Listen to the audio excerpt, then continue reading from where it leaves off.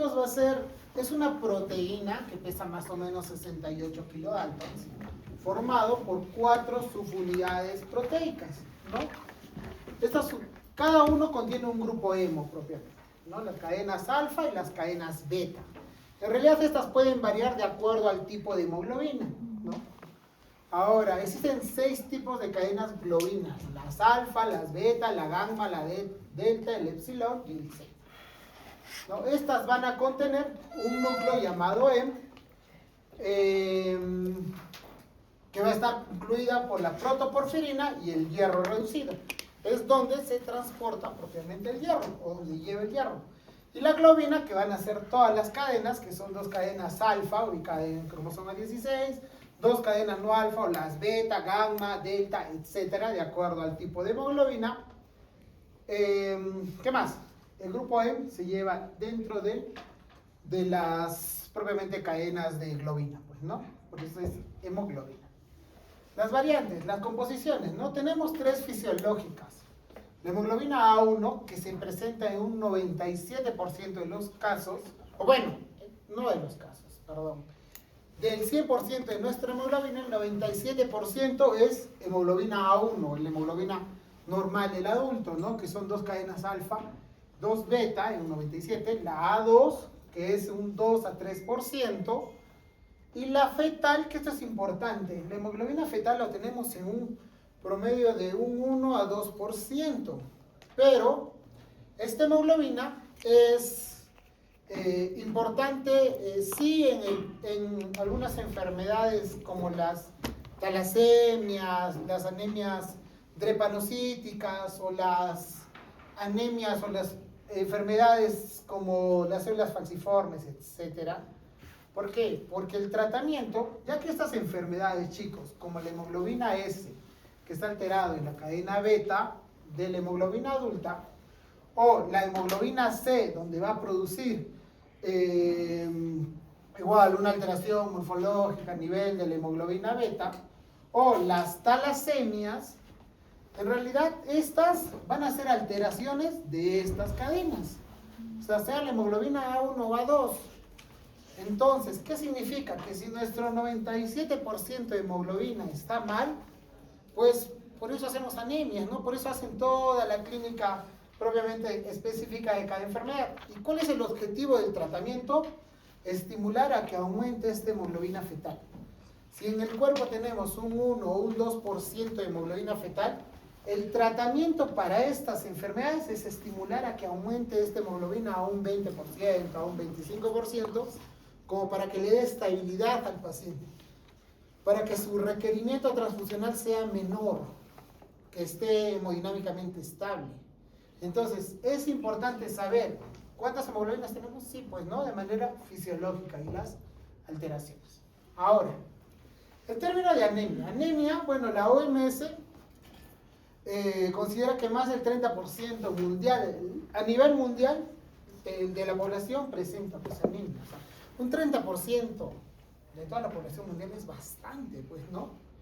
Y eso va a depender mucho del nivel que tenga el país, en qué vías de desarrollo está, pues, ¿no? La anemia se define, o la OMS lo define como la disminución de la masa de la hemoglobina circulante. El parámetro más fiable para esto es ver la concentración propiamente de hemoglobina. Y como ya vimos en la anterior clase, ¿no? Anemia menor de mujeres, menos de 12, mujeres embarazadas menos de 11, varones menos de 13, niños menos de 10.5, anemia, ¿no? Ese es el número. Leve, de 11 o de 12 o de 11 o de 13 o de 10.5 hasta 10, leve, ¿no? De 7 a 9.9, moderada, menos de 7, severa, a excepción de adultos mayores, que es menos de 8, ¿no? Y también en términos de salud pública se define pues como se define como una concentración de hemoglobina por debajo de 2 desviaciones estándar, según el género, edad y altura a nivel del mar, pues, ¿no? Y ahí entra mucho el dilema entre, doctor, el factor de corrección, pues, ¿no? Ustedes ya rotaron por centros de salud o por puestos de salud. ¿Han tenido prácticas? ¿No han tenido prácticas? Bien, o sea, a nivel de atención primaria, pues en los centros de salud que tienen un laboratorio donde te hace un hemograma propiamente, muchas veces ellos hacen bien con el hemoglobinómetro o bien con el capilar para ver hematocrito, pues no. Y ahí sacan un promedio de cuánto es la relación hematocrito-hemoglobina por 3, ¿no? Se ha planteado reducir, o por qué se busca plantear reducir a los pacientes a nivel del mar, porque tratan de homogenizar a un mismo nivel a todas las personas, ¿no? Pero en la vida real, en la realidad es distinta. ¿Por qué? Porque yo tengo derecho a que me reduzcan a nivel del mar siempre y cuando me traslade de un lugar, no sé, de Lima a Cusco y tenga menos de 3 meses de estar viviendo aquí en Cusco. Pero si yo toda una vida he vivido aquí en Cusco, o sea, mi nivel de hemoglobina es el nivel que yo tengo. Entonces, las máquinas automatizadas lo que hacen es medirte ahora el nivel real de hemoglobina. Entonces, ¿cuándo yo considero anemia y cuándo no? ¿No? Porque debería variar eso con respecto al nivel del mar, pero no. En realidad se sigue manteniendo. La diferencia es, pues, que si nosotros comenzamos a quitar el factor de corrección a pacientes, podemos convertir anémicos a quienes no son anémicos, ¿no? Y eso es un gravísimo error. ¿Por qué? Por eso la incidencia de anemia, y lo vamos a ver, a nivel de altura es altísimo. O sea, ¿por qué hay más anemia en la sierra que en la costa? Justamente un margen de error altísimo es el factor de corrección, ¿no? Si yo tengo un paciente que clínicamente luce bien, ¿no? No tiene síntomas de anemia, y le voy a hacer el factor de corrección y lo convierto en anémico, necesita tratamiento, pues no. Pero ahora, segundo, pero si tengo un paciente que sí, pues tiene la clínica de anemia, ¿no? Cansancio, palidez, astenia, en su laboratorio me marca que está al borde de la anemia, pues el factor de corrección igual está ya al límite de ser anémico, y es anémico, pues no. Entonces esta decisión depende de la clínica del paciente y del criterio del médico que está evaluando, ¿no? Es un debate altísimo, o sea, en que quiénes quitar y a quiénes no quitar. Pero la misma guía te dice que se le debe hacer factor de corrección a las personas que se han trasladado de un lugar a otro o que que vivan en menos de 4 meses de haberse trasladado de un lugar a otro. Si no, no. Clasificación, ¿no? Las A regenerativas. Alteraciones en la célula, cuantitativas, cualitativas. No te preocupes, te he puesto tu punto. Cuantitativas, ¿no? Entre ellas, propiamente, regenerativas o centrales, pero no es un problema en la médula ósea, ¿no? Y las periféricas son el problema a nivel de sangre periférica, ¿no? Dentro de eso están el nivel de la médula ósea, insuficiencia medular, pues, ¿no? Ya anemia plástica, síndromes mielodisplásicos, infiltración, ¿no? Enfermedades hematológicas, tumores, ¿no? La infiltración de un tumor sólido es, pues, el órgano donde último infiltra un cáncer es en la médula ósea, pues. No es el primer órgano donde infiltra.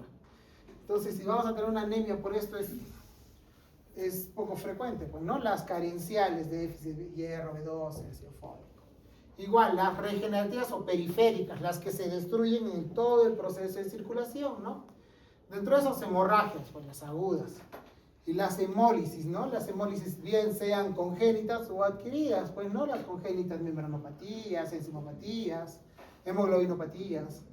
Las congénitas por N formas, pues agentes tóxicos, infecciones inmunológicas, hiperesplenismo, etc. Pues, ¿no?